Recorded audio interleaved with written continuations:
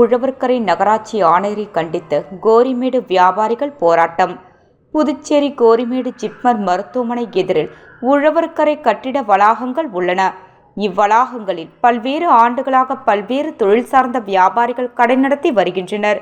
உழவர்கரை நகராட்சிக்கு உட்பட்ட கோரிமேடு கட்டிட வளாகத்தில் தொழில் புரிந்து வரும் வியாபாரிகள் மாதந்தோறும் பல ஆயிரக்கணக்கான ரூபாய் வாடிக்கையாக செலுத்தி வருகின்றனர். கடந்த சில மாதங்களாக உழவர்கரை நகராட்சிக்கு உட்பட்ட கோரிமேடு கட்டிட வளாகத்தில் சட்டவிரோதமான நடவடிக்கையின் மூலம் புதிய கடைகளுக்கு உழவர்கரை நகராட்சி ஆணையர் சில நபர்களுக்கு அனுமதி வழங்கி வருகின்றார். இத்தகைய செயல்பாட்டினை கண்டித்து புதுச்சேரி வணிகர்கள் சங்கங்களின் கூட்டமைப்பு தலைவர் உழவர்கரை சட்டமன்ற தொகுதி உறுப்பினர் ஐயா சிவசங்கரன் அவர்கள் உழவர்கரை நகராட்சி ஆணையர் அவர்களை சந்தித்து கோரிக்கை விடுத்தார்.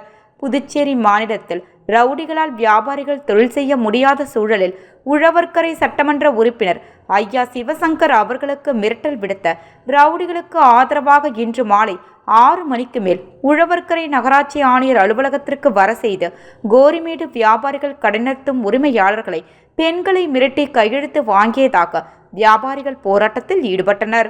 உழவர்கரை நகராட்சி ஆணையருக்கு எதிராக வியாபாரிகள் போராட்டத்தில் ஈடுபட்டனர்.